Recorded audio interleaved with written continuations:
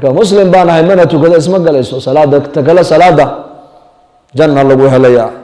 salaada waxa lagu helaa caafimaad baa lagu helaa salaada waxa lagu helaa baraka lagu helaa salaada waxa lagu helaa dambi dhaaf baa lagu helaa oo nin asxaabta kamid ah masjidka nabiga intuu iska taagay inuu nabiga u sheego yiri anigu dambi baan galay xadka halay mariyo markaa buu nabigu ka jeestay calayhi salaatu wasalaam xagga buu nabigu eegay haddana xagga kale ka kaco wuxuu yiri dambi baan galay halaga gooyo dambiga markaa buu nabigu sallallahu alayhi wasallam ku yiri uu ka jeestay haddana salaadii subax markuu tukaday ayuu haddana ninkii saysan kari waayay uu sala kacay yaa rasuulullah dambi baan galay halaga gooyo salaada mandala soo tukatay buu ka yiri haa waan la tukaday buu yiri marba salaada haddaan nala soo xaadirtay dambigaaga wala dhaafay iska tag buu ka yiri salaada waa dambi dhaaf laakiin waa dunuubta yar yar maaha dunuubta waaweyn kabaa'irku toobabada u baahan yihiin waa saqaa'irka yar yar salaada qofka ilaahay kaga dhaafa sidii ninkii inanta yar waqti dhahira xilli dhulku uu kululaabay inan yar ka soo horbaxdayo iska dhudhunkaday markaasuu xaafada markuu tagay buu yiri dambi baan ku dhacay hadda waa uu dhunkaday xagana uu ka dhunkaday waa xilli duhur oo dadka magaalada makana madiina dadku ay kala hurdaan walaakiin ninkaas uu fadhiisan waayay ayaku dunuubtay ka baqayeen inaga zamankeenana waxaad arkaysaa muslim kabaa'irkii dunuubtii kabaa'irkii bartamaha ugu jira inuu dambi sameeyin aan isku haysanba kabaa'ir zinadii khamrigii iyo qiibadii xantii iyo dhex fadhiya maca dalika haddana weli inuu dembi gala iskuma haysto saxaabada rasuulka way gubanayeen markay dembi yar uu ka dhaco maxay la gubanayaan laana dembigan cuqubada ka dhalanaysa way ku garanayaan deedna markaa buu nabigu u yimid sallallahu alayhi wasallam markaa buu nabigu u fadhiiso aayaadkan quraanku mar kaliya ma soo wada degin kolba in baa la soo dejinayo kolba inta iimaanka ummadda uu ziyaado ayaa shareecaduna noloshooda ku soo biiraysay laana taacadda ilaahay iyo shareecadda waxa lagu qaadi karaa waa iimaane maaha quwadda caqliga iyo quwadda jirka maaha qofku shareecadda inuu ku dhaqmo wuxuu u baahan yahay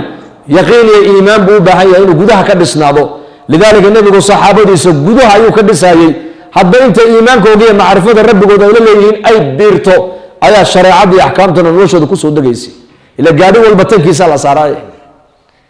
markaa buu nabigu joog shareecadii weli ma hayo buu amarkaas markaasaan quraanka soo degay markiiba wa aqimis salata tarafay an-nahar wa zulafan min al-layl inna al-hasanat yudhibna as-sayyi'at dhalika dhikra lidh-dhakirin ilaahay baa yidhi caza wajalla salaada og shanta salaadood baa markaa lagu dhiirigeliyey oo yidhi shantaa salaadood haddaad jamaca aad ku ilaaliso aad tukato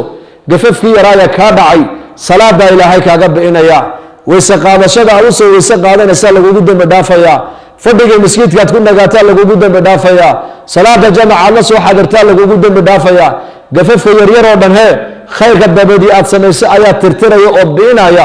dalika dhikra lidh-dhaakiriin aayaddii markii ninkii loo sheeguu maqlay ayuu nabiga u yimid uu ku yidhi alay haada yaa rasuul allah aayaddani ma aniga keligeeday khusaysaa may buu nabigu ku yidhi bal ummadeedoo dhan uu soo degtay buu rasuulku yidhi marka dunuubta yaryar weeyaan waxa salaada lagaaga dhaafayo ama dunuubta waaweyn iyadu waxay u baahan tahay tooba u baahan tahay tawba dunuubta waaweyn shirkiga iyo kabaa'irka zinada iyo qatlu nafsi iyo sixirka iyo عقوق الوالدين iyo qiibada iyo ya salaada oo laga tagay iyo ma fahamta ya waalidko la aflagaadeeyay iyo taas waliba Soomaalidu kabaa'ir ba uma taqaanaba dambigaas min al-kabaa'ir bu nabigu shatmu ar-rajuli walidayhi dhunubta waaweyn kabaa'irka waxa kamida bu nabigu yiri ninka labadiisa waalid aflagaadeeya saxaabigi way ya rasuul sidee labada waalid loo caay وهل يشتم الرجل والديه ونك لبن سوى المعاي كرا سدو عايب ونبي الشيخ وحو يري